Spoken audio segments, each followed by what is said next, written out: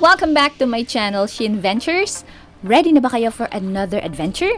If yes, then today, we'll take you on our breathtaking journey to the island of Ticao, Masbate. First is the magical and breathtaking Katandayagan Waterfall. Then we will visit the famous Halea Nature Park. Next, we will check out the iconic Paborito Rock Garden. After that, we will float, snorkel, and swim in the crystal clear waters of Lapus Lapus Green Lagoon. Then aakyatin natin ang unique rock formation ng Burubongkaso Islet. And we will end this journey with a picture-perfect sunset at the Buntod Reef Marine Sanctuary. So, grab your bags, pack your sense of adventure, and let's experience the hidden gems of Ticao Island together.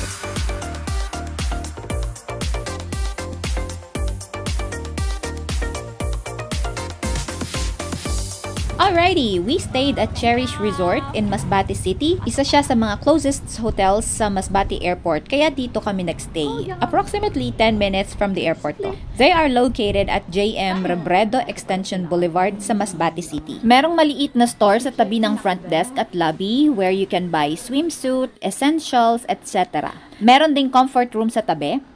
And the room rate starts from 2,000 to 12,000 per night, depende sa room na ibubook nyo. Nasa left side yung swimming pool and daanan papunta sa mga rooms, kaya very accessible siya. Wala ding stairs, so pwedeng-pwede sa mga elderly guests. You will find the junior suites sa tapat ng swimming pool.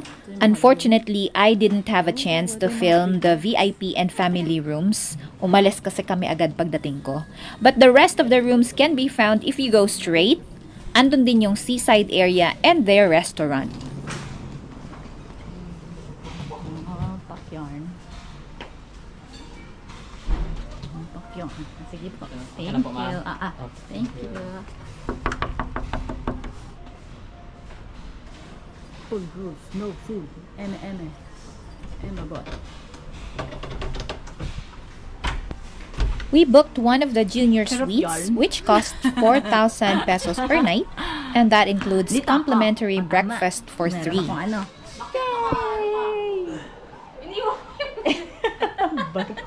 Bigat eh.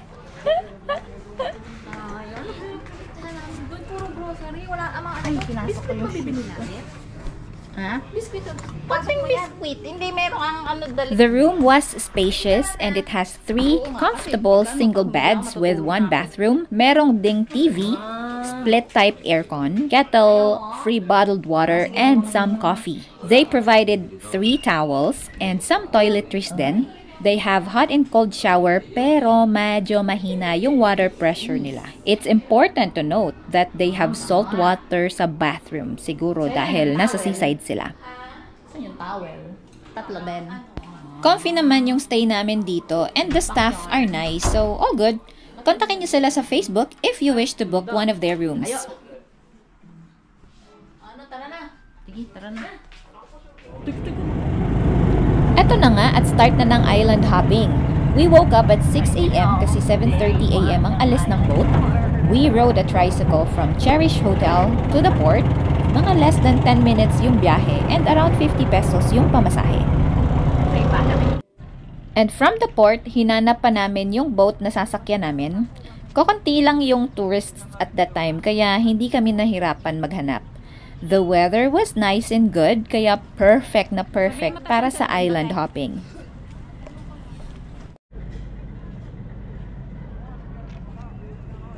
I booked our tours with Lakwatserong Masbateño, and you can find him on Facebook. He was really nice and helpful, kaya sa kanya na ako nag-book ng tour namin. The island hopping fee was 2,000 per person, which includes boat transfer, breakfast, lunch, and snacks. Sabi namin.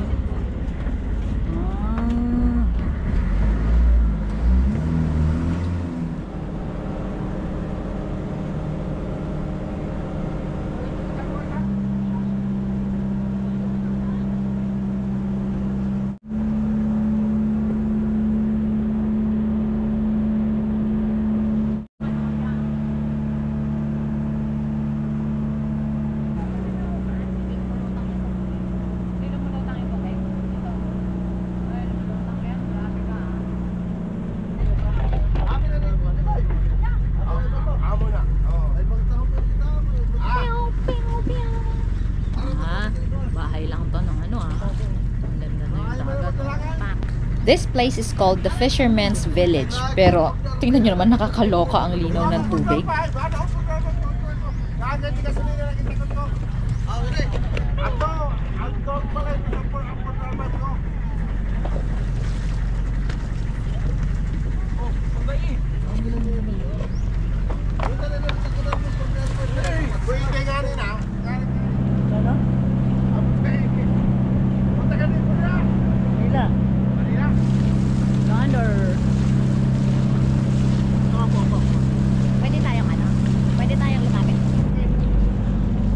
Ito ang famous at nakaka-speechless na Katandayagan Waterfall. Sobrang ganda niya.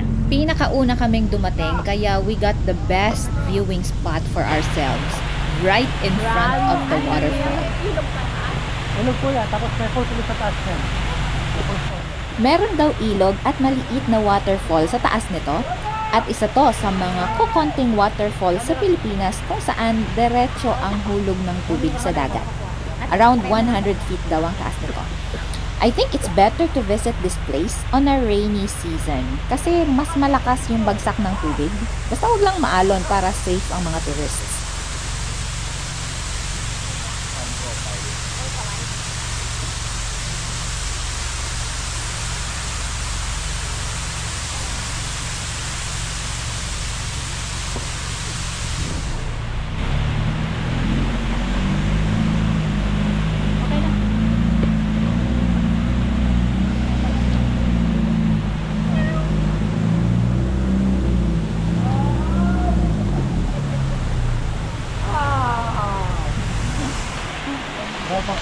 We took turns taking pictures with a waterfall in the backdrop. Medyo challenging lang kasi sobrang lapit namin sa waterfall kaya nakakrop siya sa mga pictures. Pero okay lang, waging-wagi na kaming makita to sa malapitan. Okay, so yan yung ganap namin dyan. Pero, let's check out the view naman from above.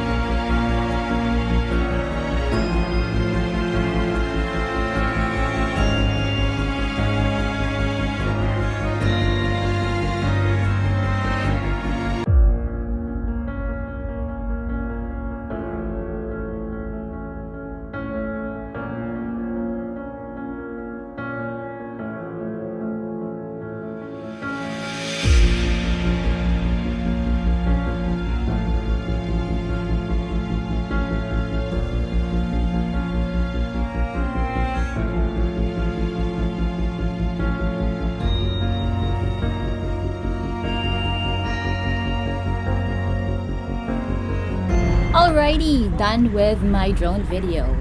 What an amazing masterpiece from our creator, right? Sobrang ganda niya sa personal, nakakashock. Kidding aside, I encourage everyone to visit this place kung makakadaan kayo ng Masbate. Promise, hindi kayo magsisisi. Hindi pala kami nakaligo dyan, kalamig naman kasi ng tubig. Mahangin kasi sa tapat ng waterfall dahil nga sa pressure ng tubig from above. So ayun, nanginig kami lahat, kaya picture-picture na lang. Okay, time to head to our next destination. Mga 1 hour lang kami nagstay dito para makarami pa ng pupuntahan. And konti lang yung tourist at that time, kaya hindi crowded. Siguro kasi weekday kami pumunta.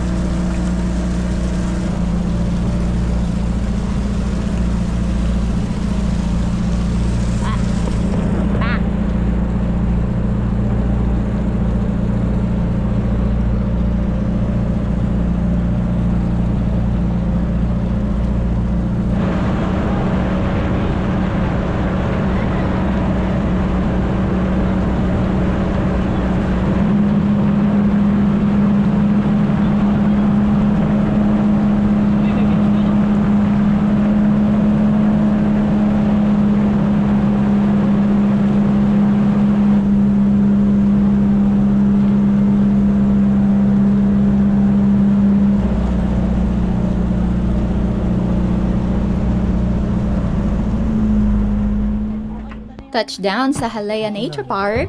Don't be weirded out kung finocus ko yung video sa water. Na-mesmerize lang ako sa linaw niya and sa mga fish.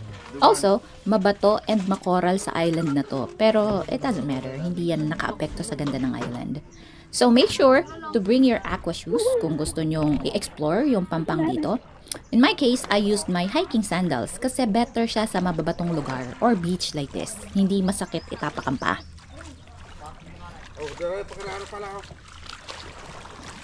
Kuya, saan pwede maki-CR? Ewan ko, di ka na kuya kung ano? CR lang. Maligo ka na nandyan, oh. Muna na tayo magwewew. Mag-pexor muna tayo. Pexor. Epic talaga nitong kapatid ko. Pagkababa sa boat, CR agad hanap.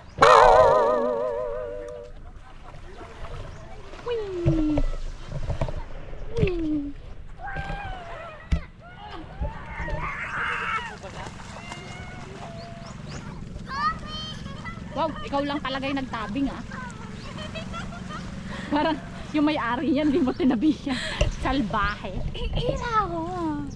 Ihina daw siya. Bibidyoan natin kung paano siya mag-weave. May bird. Hi bird.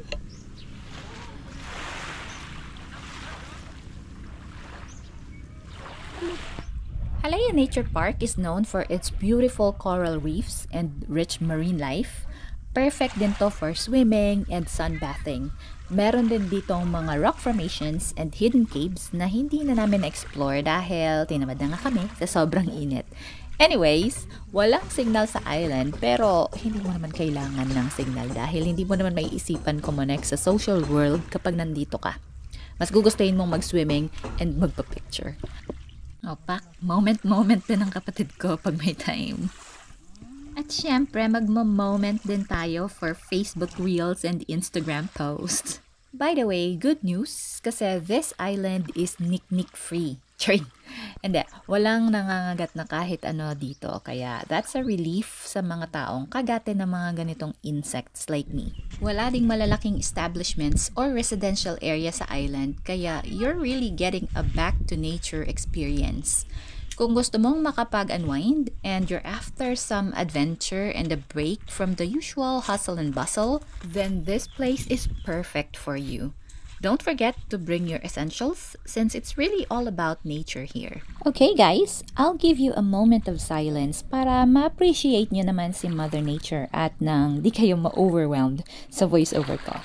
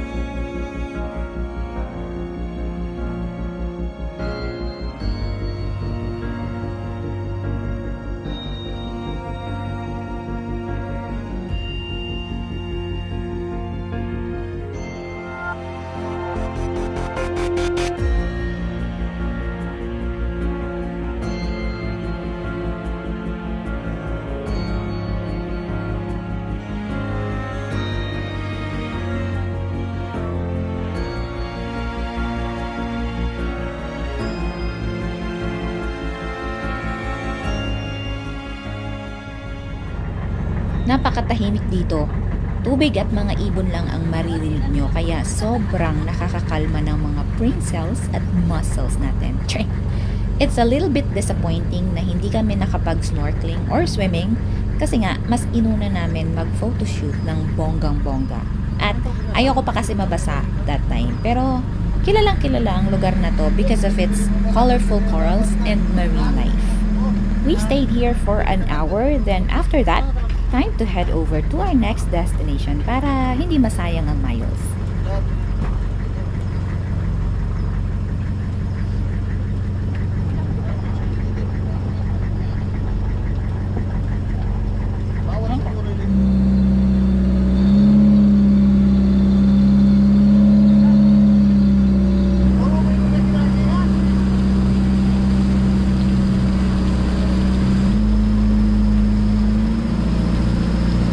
Bibidyoan kita ang mino ng buko eh. The water is so clear. Mas clear pa sa future ko. Parang sa Matnog vlog, no? Pero mas malinaw sa Matnog. Talagay mo safe na. Bakit? Ito kasi malinaw, tapos ganyan kaliit. Ganito, malalim, tapos ganito kaliit. The barbs. Parang 4th floor na. Ay, hindi. Second floor. Ay, may mga tayo. Ngayon yung sinasabi niya na may Chester. Binaba kasi kami sa parang ganyan. Tapos ang daming pa yung sigaw siya eh. Tusok-tusok siya. Yung mga sinelas na mga sigaw-sigaw siya. It's a trap! It's a trap! Alrighty, we arrived at Paborito Rock Garden. Grabe, ang linaw din ng tubig dito. Another perfect place to snorkel and swim. Kaso, baka masunog kayo ng bongga kung lahat ng pupuntahan nyo dito ay pagsuswimingan nyo. Pero kung dyan kayo masaya, edi push lang. We won't judge. Unlike sa Halea Nature Park, merong residential area dito, dyan sa tapat ng Rock Garden. Na-amaze lang kami kasi they're keeping this place clean and green. Char, green yung tubig. Hats off sa mga locals dito. Sana mapanatili nilang malinis ang area na to.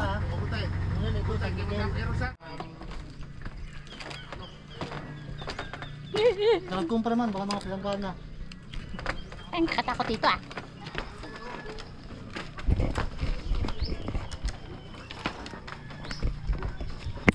Paborito Rock Garden. Ang Mayordoma. Napakabagal kumilos ni Mayordoma. Okay tayo dito sa Paborito Rock Garden.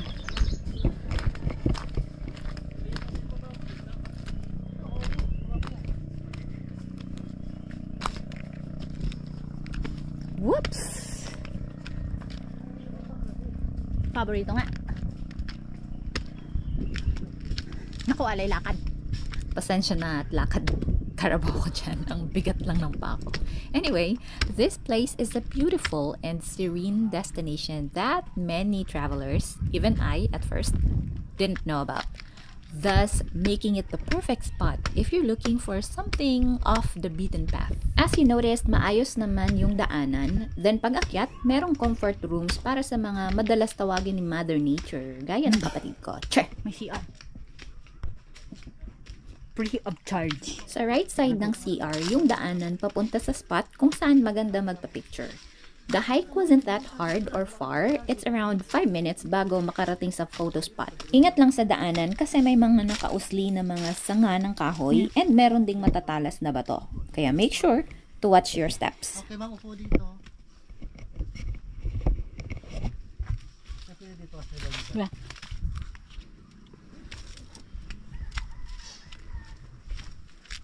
Paborito Rock Garden is located in Mobo, Masbate, and it's known for its stunning rock formation that seems to tell their own stories. Perfect to for photography lovers at mga naghahanap ng mga picturesque O dito spots. sila, pwede kami initan. Kasi baka sumagi, namupo ka po. So bukod sa pagsa-selfie ko dito at sa mga rock formations, this place also offers a peaceful escape with its lush greenery and quiet atmosphere. Perfect sa mga gusto mag-relax at mag-muni-muni.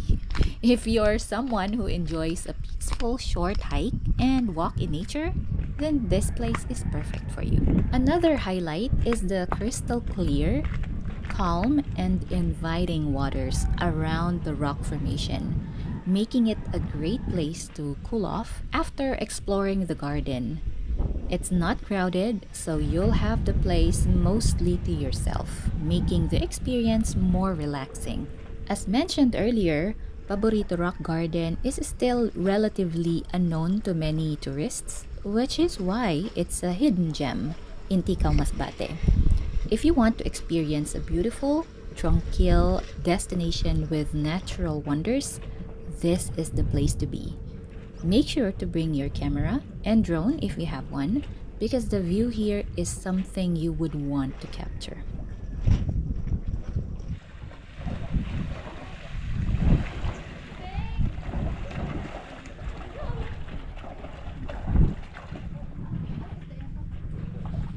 Hindi ko alam kung ano yung ganap ng mga isda dyan, and unfortunately hindi sila nagpakita sa video, but I'm still happy that I was able to capture these moments on my GoPro camera, which rarely happens kapag nagfi-film ako.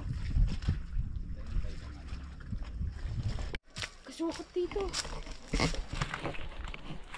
Ngep, diba?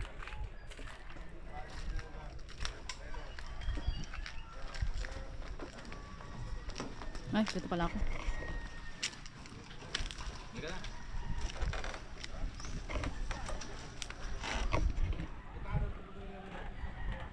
Saan yung cellphone ko, te? Ay. Ito lang yung downside ng place na to. It looks like they used to have a good bridge or mini port here, but maybe it got destroyed by natural calamities, I don't know.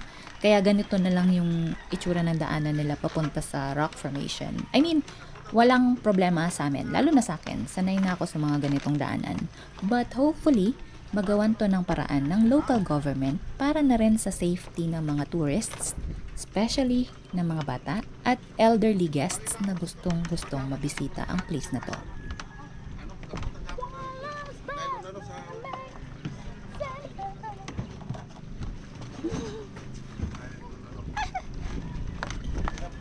Sige, kuya.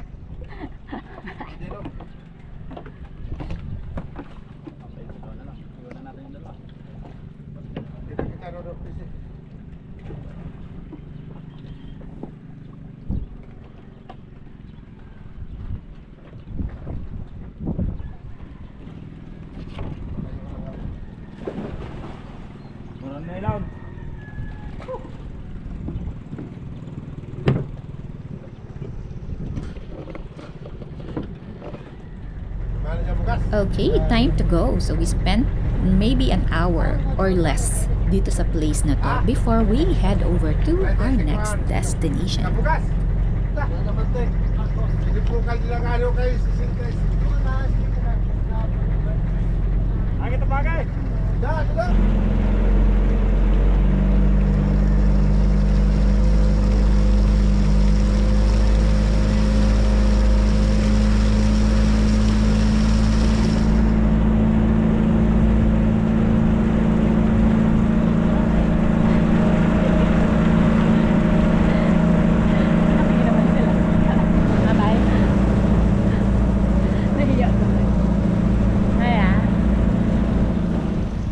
Alrighty, arrival at Lapus-Lapus Green Lagoon. Ang lagoon na ito ay isa sa mga hidden paradise sa Masbate na kilala sa kanyang green tinted na tubig na parang emerald. Perfect to sa mga mahilig sa nature at relaxation. Meron. With very light. Very light lang. Anong tawag dito sa lugar na to, kuya? Anong tawag sa lugar? Lapos na ito. Lapos lang. Isa sa mga pinaka-charming features ng Lapus-Lapus ay ang pagiging tucked away nito sa nature. Hindi ito sobrang touristy, kaya ideal siya para sa mga gustong makahanap ng peace at quiet. At kung mahilig kang mag-swimming o kayaking, ang lagoon na to ay para sa'yo. Sobrang refreshing ang tubig at napapaligiran ka pa ng breathtaking landscape. Napapalibutan ng lagoon ng mga puno at lush vegetation na nagbibigay ng natural shade at relaxing atmosphere. Perfect to para sa mga mahilig mag-picnic o magmuni-muni lang.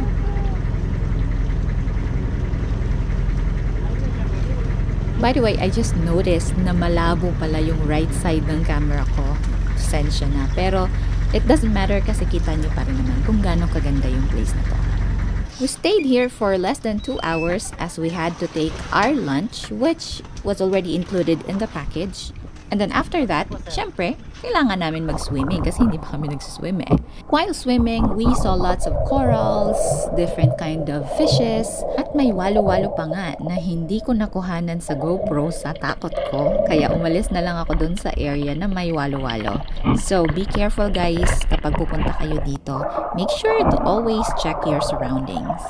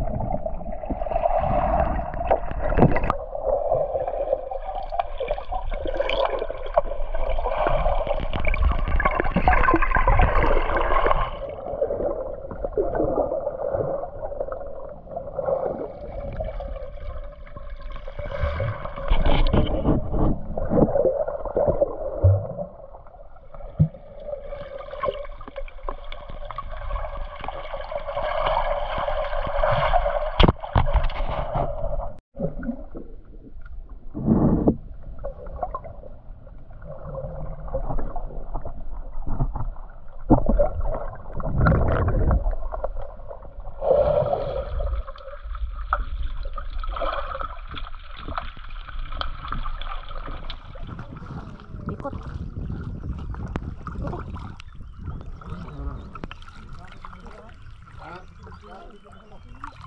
Bakit mo nikot?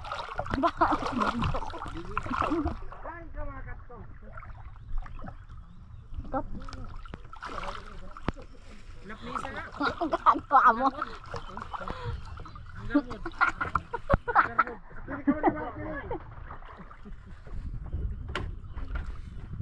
Bakit? Tebal.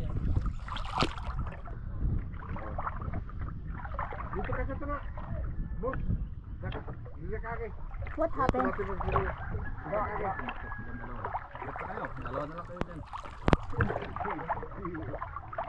Dito ka na dumaan, no? Tali. Dito. Dalang, bababa ko lang. Sakto ko muna yun. Dahil lang, akit pa. Silang tatlo. Tatlo pa sila. Ay, Kari. Naplisa niya sa Enidzen. Aming ginahimo ko nga pahumot sa... Grabe ha, naplisa.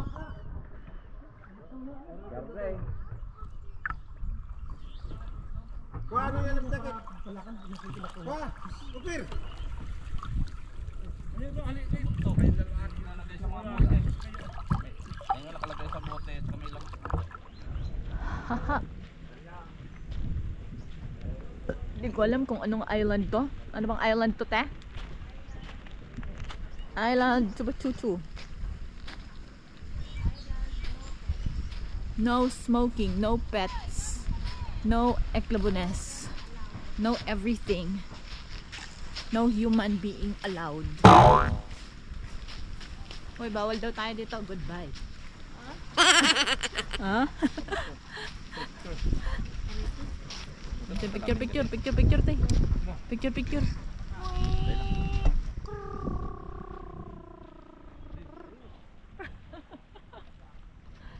This place is called Burubangkaso Islet. Isa din to sa mga hidden gems ng Masbate, known for its unique rock formations. This is another perfect place para sa mga mahilig sa nature at adventure.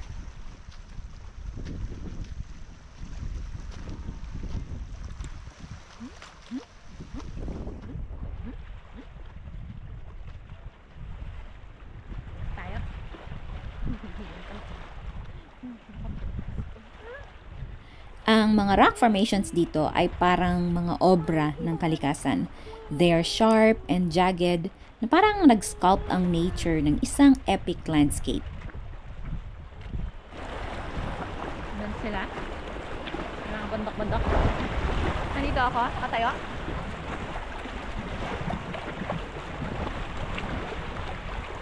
Sa paligid ng islet, makikita mo ang sobrang linis at asul na tubig ng dagat. Parang photocard ng isang tropical paradise. At dahil tahimik at malayo sa ingay ng lungsod, ideal ang islet na to para sa mga naghahanap ng place para mag-reflect, mag-meditate, o mag-muni-muni habang nakikinig sa alon ng dagat.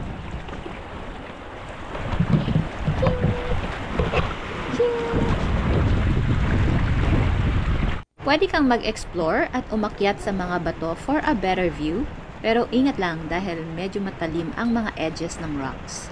For elder tourists or for visitors with kids, I suggest not to take the risk of climbing the rock formation. Safety first muna tayo. You can take pictures na lang sa baba with the rock formation as your backdrop.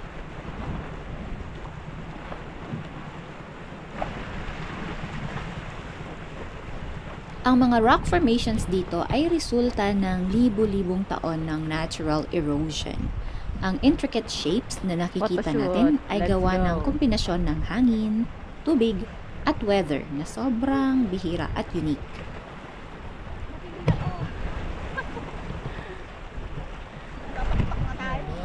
Hindi na nga pala ako nagpalipad ng drone dito kasi bukod sa tinatamad na ako, paubos na din yung drone batteries ko. I was saving my battery for our last destination na may sandbar. So since hindi ako makakapagpalipad ng drone and nasa taas naman na ako ng rock formation, di inikot-ikot ko na lang sa akin at sa paligid yung GoPro camera as a memento for this journey. We stayed here for about 45 minutes before we headed over to our last destination. Wala nang naligo sa amin dahil pagod na kaming lahat, kaya puro photo ops na lang ang ganap namin dyan.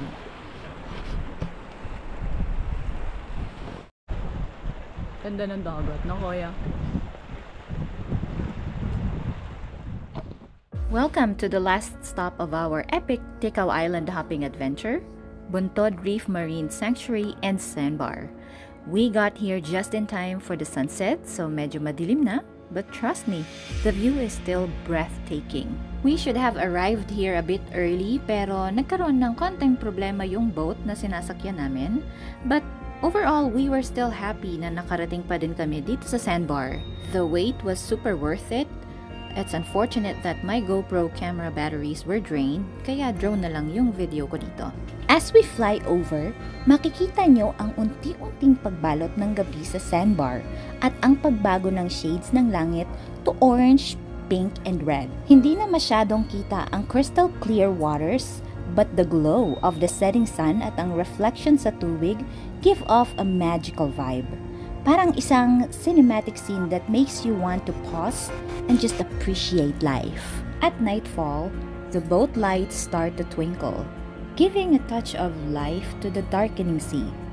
The peacefulness, the sound of the gentle waves, and the sight of those lights, it's like nature's lullaby after a long day of exploration.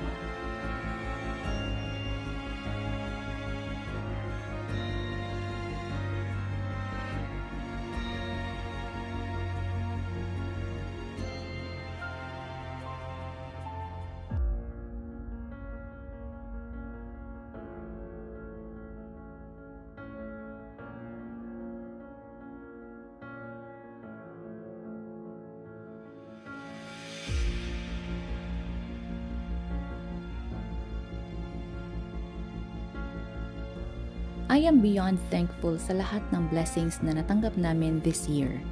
Thank you, Lord, for allowing me and my family to travel safely and experience all these beautiful moments together. Every trip is a reminder of your goodness and protection. At sa lahat ng viewers ko, I wish the same blessings and safe travels for you and your loved ones. Sana maranasan nyo rin ang saya, ang peace at inspiration na dala ng mga adventures na to. Keep pushing for your dreams, explore when you can, and remember that life is full of moments worth cherishing. Thank you once again for joining me on this journey, and I hope you continue to find joy and excitement in every new chapter. Stay blessed, stay safe, and keep spreading good vibes. Kita-kits sa next video, and please don't forget to like, subscribe, and share para sa mas marami pang travel stories. Here's to more sunsets, more smiles, and more stories that inspire. See you on our next journey, Shin Ventures.